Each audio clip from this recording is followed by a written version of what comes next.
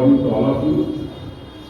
I feel privilege and immense pleasure to welcome you all in this functional on behalf of RDD Kishore.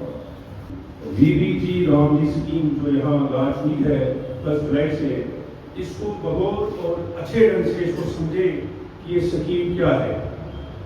क्योंकि आप जानते हैं हमारे honourable prime minister का ये ख्वाब है 2047 में हमारा भारत जो है विकसित हो जाए, यानी डेवलप कंट्री हो जाए। अभी तक हम डेवलपिंग स्टेज में ही हैं, लेकिन 2047 का हमारा लक्ष्य जो है, टारगेट है 2047 तक हमारा मुल्क जो है पूरी तरह से विकसित हो जाए, डेवलप हो जाए। 5000 सरपंच बीडीसी और डीडीसी को ही क्यों यहाँ पे लाया गया, तो इसलिए क्योंकि अगर देखा जाए तो ग्रास रूट लेवल पे लोगों के साथ अगर तालमेल है, जुड़े हुए लोग ही तो आप ही हो। हमारे महफिल की रौनक आपके उम्मीद से है, हर कदम की ताकत आपकी क़यादत से है। मेरी मुराद जो है वो इस वीडियो की शुरुआत शहीद रवि परिहार सर से, जो कि केस ऑफिसर है, क्योंकि वही इस डिस्ट्रिक्ट प्राइस के डिस्ट्रिक्ट नोडल ऑफिसर है। वो काम की बेफस्ट उन्होंने इसकी क़यादत दी, हम सबको जो दिशा दशा दी। वो आज जो हम आखिरी जो है लम्हा मेरा यहाँ पे आखिरी दिन में है, तो वो उनकी कोशिश की वजह से है। अब जो कमेटी उस टाइम पे बनाई गई थी, जिसके बारे में मैंने आपको कहा था, ग्रोथ इंक्वायरी कमेटी, जिसको हेड किया था वीटी कृष्णमाचार्य ने, तो उन्होंने उस टाइम पर जो कम्युनिटी डेवलपमेंट प्लान शुरू किए, उस कम्युनिटी डेवलपमेंट प्लान को चलाने के लिए एक बेसिक टर्म दी। उस बेसिक टर्म का नाम था ब्लॉक। उन्होंने कहा कि ब्लॉक एक फंक्शनल यूनिट होगा जहां से प्लानिंग और डेवलपमेंट होगी। तो उन्होंने ब्लॉक को एक फंक्शनल यूनिट बनाकर सारी प्लानिंग और डेवलपमेंट वहां से शुरू की। एमजी नरेगा की बात करें तो एमजी नरेगा डिस्ट्रिक्ट किश्तवाड़ में 7 फरवरी 2006 को शुरू हुआ था। आप सभी जानते हैं 2006 को जो हमारा किश्तवाड़ डिस्ट्रिक्ट था वो अरेस्टमेंट डोला डिस्ट्रिक्ट का हिस्सा था। क्योंकि आप जानते हैं कि आज इंफॉर्मेशन टेक्नोलॉजी का जमाना है, आप जानते हैं डिजिटल वर्ल्ड का एक्सपेंशन है, तो इसी को ध्यान में रखते हुए गवर्नमेंट ऑफ इंडिया ने बीबीजी रामजी एक्ट 2025 में लागू किया। तो आप सभी जानते हैं कि 1 जुलाई 2026 से ये इन्फोर्स हो गया, अभी ये लागू हो चुका है। आप सभी जानते हैं कि जेएस प्लानिंग होगी। जेएस प्लानिंग का मतलब है सैटेलाइट बेस्ड प्लानिंग होगी। इसमें सबसे पहले ये प्रोविजन किया गया सेक्शन ए, सब सेक्शन 3 और सेक्शन 3 में ये लिखा गया है कि स्टेट और यूटी, जो स्टेट गवर्नमेंट है या जो यूटी गवर्नमेंट है, वो दोनों देखेंगे कि अपने अपने हिसाब से अपने अपने क्षेत्र अपने अपने एरिया में बीबीजी राम एक्ट 2025 के तहत बीबीजी राम की स्कीम लाएंगे। और उसी को देखते हुए, जैसे रवि साहब ने बता दिया, जम्मू कश्मीर गवर्नमेंट एलजी शासन ने यहाँ पे J&K BBG Ram ji scheme 2026 लाई, वाइड एसओ 181 डेटेड 26 जून 2026। अब इस स्कीम है क्या, इस स्कीम को लाया क्यों गया, इस स्कीम का मुद्दा और मकसद क्या है। अब इसकी प्लानिंग साइंटिफिक बेस पे होगी, इसकी प्लानिंग सैचुरेशन बेस पे होगी, इसकी प्लानिंग एविडेंस बेस्ड पे। जब हिंदुस्तान आजाद होगा और हम जो 100 वर्ष बनाएंगे, जब हिंदुस्तान आजाद हुआ है उससे 100 साल के बाद, जब हम 100 वर्ष बनाएंगे इसके हिंदुस्तान के आजाद होने के बाद, उस वक्त हमारा नेशन डेवलप्ड नेशन होना चाहिए, मतलब तरक्की या मुल्क में शामिल होना चाहिए, न कि तरक्की करने वाले मुल्क में होना चाहिए, डेवलपिंग नहीं होना चाहिए। कल भी बोला था कि इंडिया का विजन है इस एक्ट से हम अपने आप को डेवलपिंग से आईएनजी हटा के ईडी लगाना चाहते हैं। बायोमेट्रिक और डिजिटल सिस्टम के जरिए हर रुपया सीधे मजदूर के खाते में पहुंचेगा, समय पर, पारदर्शी। आज लास्ट डे उसमें मेरा चक्कर है सोशल ऑडिट, आपने इस फिल्म के माध्यम से भी सुना।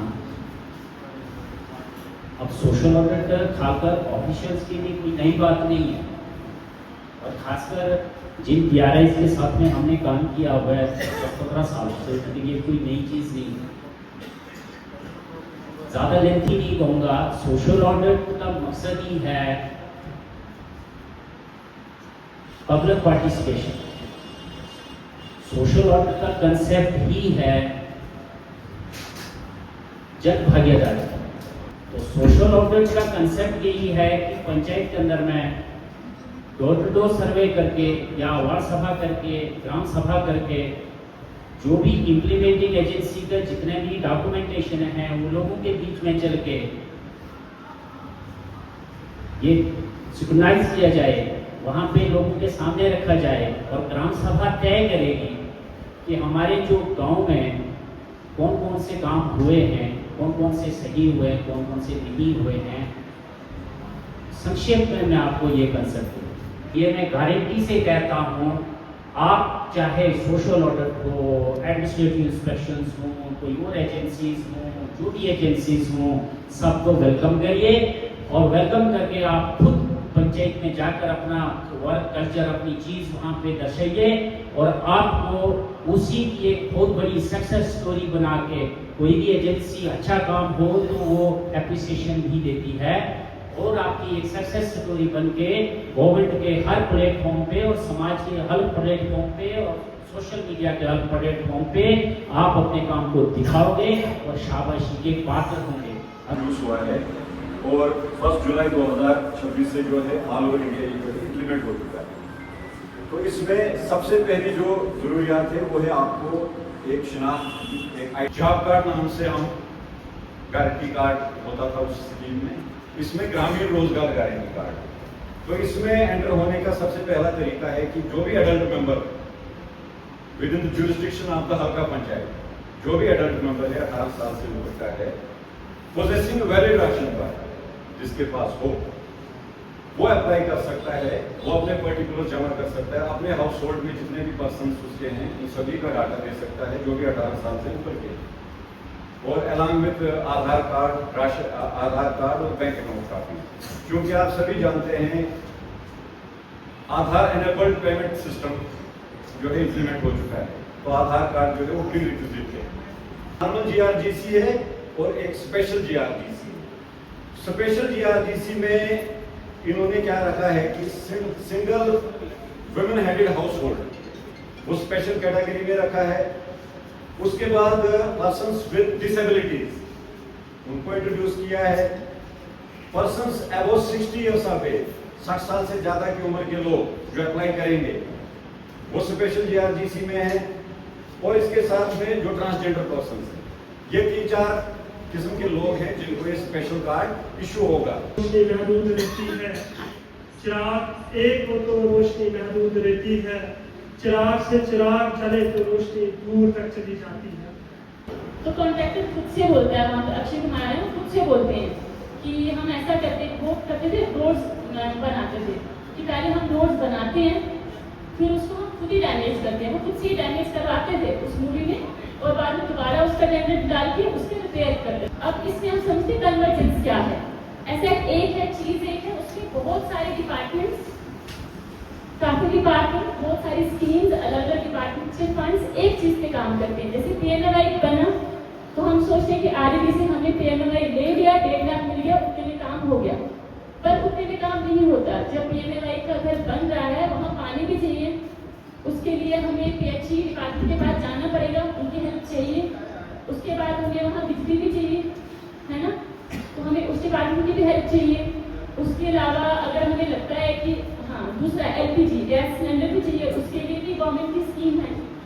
अब ये सिर्फ जब हम पीएमएवाई की बात करें तो सिर्फ पीएमएवाई नहीं है, एक आरडीडी की स्कीम भी है, बहुत सारे डिपार्टमेंट्स हैं और भी डिपार्टमेंट्स हैं, सारे डिपार्टमेंट मिलकर एक फैमिली को सपोर्ट करेंगे। अब लास्ट में हमें देखना है कि ओबियसली देखना क्या है, अगर पीएमएवाई किसी परिवार को मिला है तो वो बीपीएल फैमिली होगी, गरीब परिवार होगा, तो हमें साथ में ये देखते हैं कि अब हम इनका जो है इकोनॉमिक स्टेटस कैसे बढ़ाएं। तो उसके लिए एनआरएलएम की कोई स्कीम होगी तो उसमें हम उनको रोपिंग करेंगे ताकि आने वाले वक्त के लिए उनका जो है आमदनी जो है बढ़े। मैं 2 दिन से दोहरा रहा हूँ, अब आप एक्ट से नॉर्मेटिव एलोकेशन की तरफ आ गए हैं, ये बात आपने समझी। 100 दिन हक वाला रोजगार अब नहीं रहा। अब आपके पास हर 4 महीने में गवर्नमेंट की तरफ से एक फिक्स्ड अमाउंट आएगा और उसी के अंदर आपका काम होगा। और ऐसा क्यों हुआ, अब नॉर्मेटिव एलोकेशन की बात क्यों आई? जब पूरे हिंदुस्तान में एमजी नरेगा का एनालिसिस हुआ तो उसमें यह देखा गया कि औसतन एवरेज एक आदमी एक साल में 40 से 45 दिन और ज्यादा से ज्यादा 60 दिन तक काम कर रहा है। आपके गांव में, आपकी पंचायतों में ये काम लगे हैं।